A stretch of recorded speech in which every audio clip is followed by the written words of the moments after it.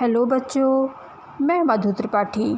बच्चों, आज मैं आपको 12th माइक्रो इकोनॉमिक्स के अंतर्गत बाज़ार का अर्थ, मीनिंग ऑफ मार्केट और बाज़ार की मुख्य विशेषताएं, essential features of A market के बारे में बताने जा रही हूं बच्चों।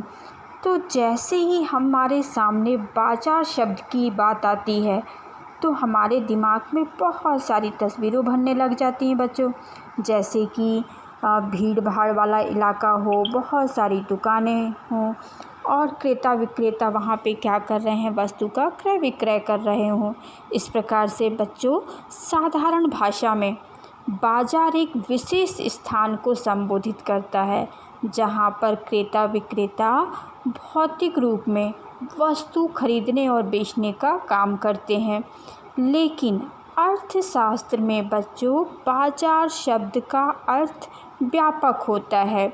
बाज़ार किसी विशेष स्थान तक सीमित नहीं होता, बल्कि उस पूरे क्षेत्र से संबंध रखता है जहाँ पर वस्तुओं की मांग एवं पूर्ति होती है बच्चों। तो जहाँ तक वस्तुओं की मांग और पूर्ति होती है, वह पूरा क्षेत्र, समस्त क्षेत्र वस्तुओं का बाज़ार होता है।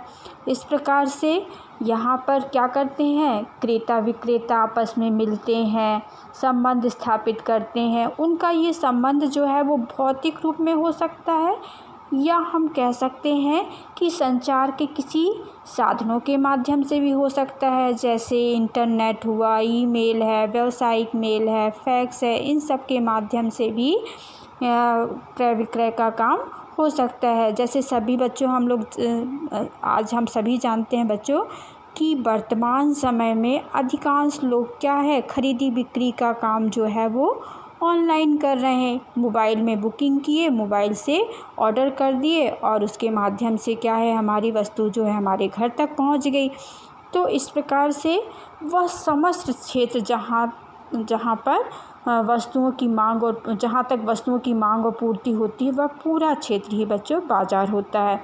या हम दूसरे शब्दों में कह सकते हैं कि अर्थशास्त्र में बाज़ार का अर्थ उस समस्त क्षेत्र से होता है जिसमें उस वस्तु के क्रेता एवं विक्रेता फैले होते हैं तथा उनके बीच में परस्पर प्रतियोगिता होती है। उसे हम उस क्षेत्र को क्या कहते हैं, बाज़ार कहते हैं। बच्चों, कई बार आपने देखा होगा कि आपके घर के पास भी कोई चीज़ आती है और आप वहाँ से ख़रीद लेते, तो वो भी किसके अंतर्गत शामिल होता है, वो क्षेत्र भी किस में आ जाएगा, बाज़ार में आ जाएगा। तो अब अर्थ बच्चों समझ में आ गया होगा आपको। अब हम बात करते हैं बाज़ार की मुख्य विशेषताओं की। तो देखिए बच्चों, आप अर्थ से ही इसकी विशेषताएं निकाल सकते हैं। जैसे हमने अर्थ में आपको बताया कि अर्थशास्त्र में बाज़ार किसी विशेष स्थान से संबंधित नहीं होता है, बल्कि वो पूरा क्षेत्र जहाँ तक वस्तुओं की मांग और पूर्ति होती है, वह क्षेत्र क्या होता है, बाज़ार होता है। तो इसकी पहली विशेषता क्या हो गई बच्चों, क्षेत्र हो गई। बाज़ार की विशेषताओं में क्या विशेषता आ गई, क्षेत्र।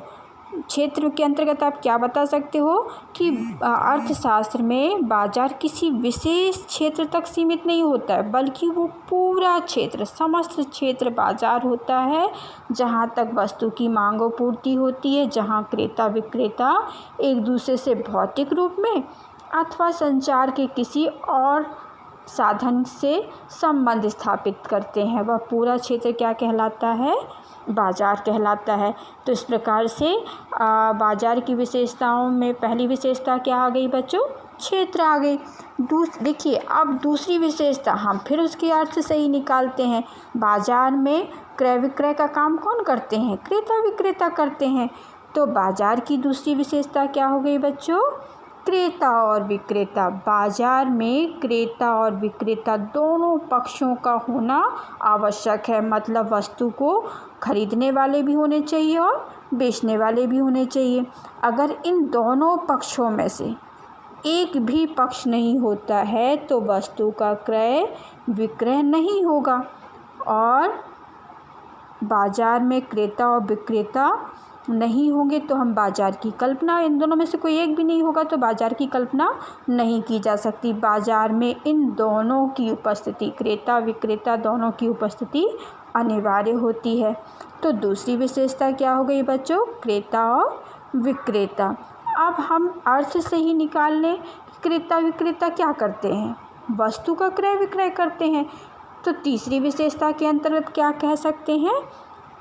वस्तु।